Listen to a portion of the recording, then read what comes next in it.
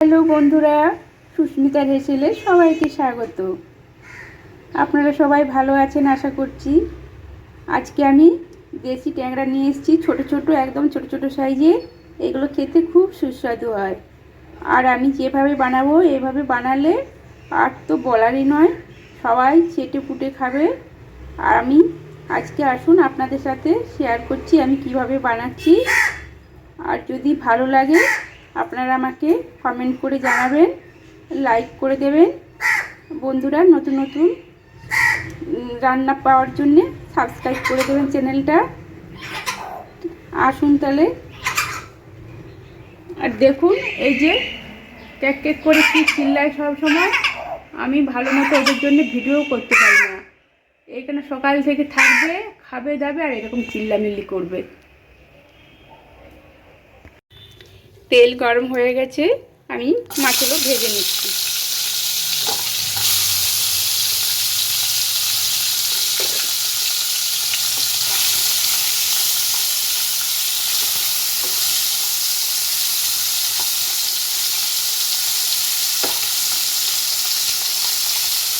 ট্যাংরা মাছ খুব বেশি ভাজবো না, একটু অল্প করে ভাজবো, কেন এগুলো খুব নালে শক্ত হয়ে যাবে। এগুলো আমার ভাজা হয়ে গেল, এরপর আমি এগুলো তুলে নিচ্ছি। আমি পেঁয়াজ, রসুন, আদা গ্রেট করে নিচ্ছি। একটা বড় সাইজের পেঁয়াজ নিয়েছি, 4 কোয়া রসুন, 1/2 ইঞ্চি আদা। এটা আমি এবারে পেস্ট বানিয়ে নিচ্ছি। মাছ ভাজা হয়ে গেল, এরপর আমি এর মধ্যে আর একটু তেল দিয়ে দিচ্ছি। আর 2 চামচের মতো তেল দিয়ে দিলাম। তেল গরম হয়ে গেছে, আমি পেঁয়াজ, রসুন, আদা বাটাটা দিয়ে দিলাম।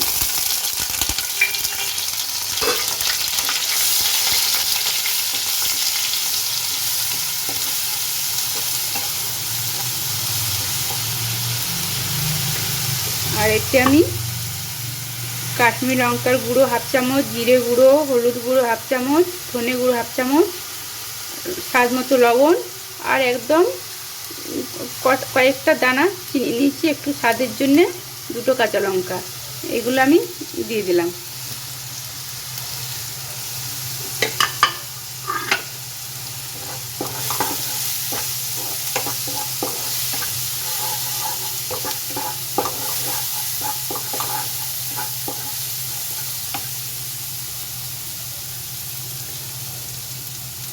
এগুলো ভাজা ভাজা হয়ে গেল, এরপর আমি একটা টমেটো কেটে রেখেছি, সেই টমেটোটা দিয়ে দিলাম।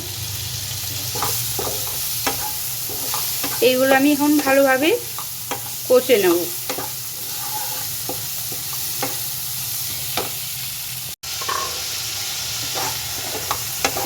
এইগুলো এখন টমেটোগুলো আস্তে আস্তে নরম হয়ে গেলে একটু ম্যাশ করে দেবো।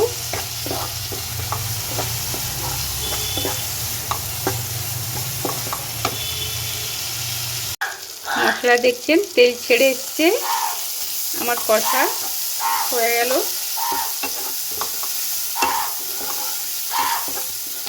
অল্প মাছ তো, ওই জন্য খুব বেশি এতে মশলা দিলে আবার ভালো লাগবে না।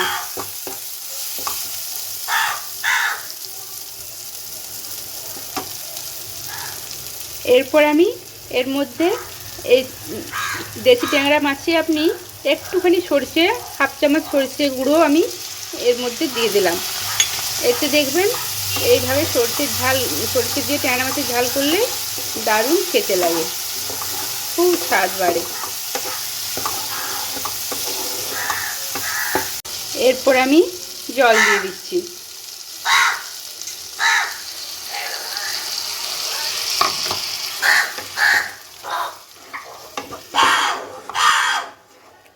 বাপরে, এদের জ্বালায় না, এত চিল্লামিল্লি করে না, আর কি যে বলবো না। তোদের তো খেতে দিলাম, দেখুন এরপর এটা ফুটে উঠলে আমি মাছগুলো দিয়ে দেবো। মাছগুলো এরপর আমি ফুটে গেছে ঝোলটা, মাছগুলো দিয়ে দিলাম।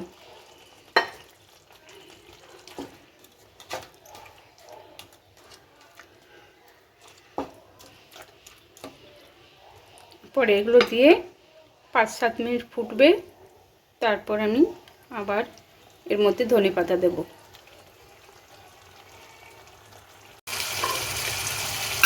এরপর আমি ধনেপাতা এর মধ্যে ছড়িয়ে দিলাম। এগুলো দিয়ে আবার একটুখানি এগুলো দিয়ে আবার আমি এটা মিশিয়ে দিলাম।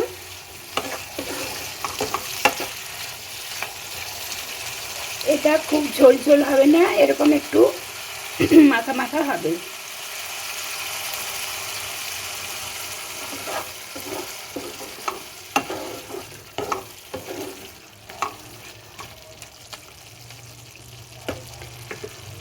আমার রান্না কমপ্লিট হয়ে গেল। বন্ধুরা একবার এইভাবে বানাবেন, খেয়ে দেখবেন খুব সুস্বাদু হয়। একবার বানাবেন প্লিজ। আর ভালো লাগলে লাইক সাবস্ক্রাইব করে দেবেন। যেমন আপনারা আমার পাশে আছেন, এরকম পাশে থাকবেন।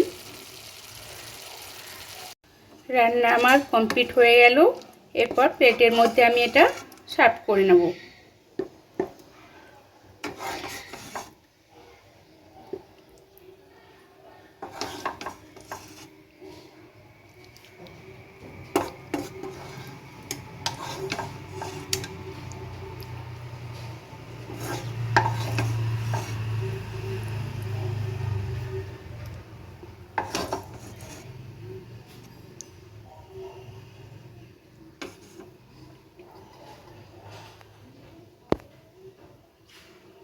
ট্যাংরা মাছের ঝাল দিয়ে ভাত খাবি?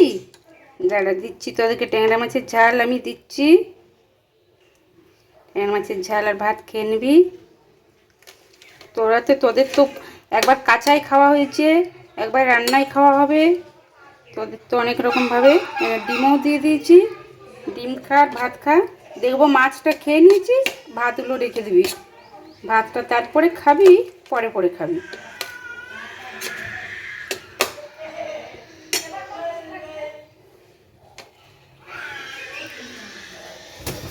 নে নে আয়, চলে আয়, এনে দুজনে খেয়ে নে।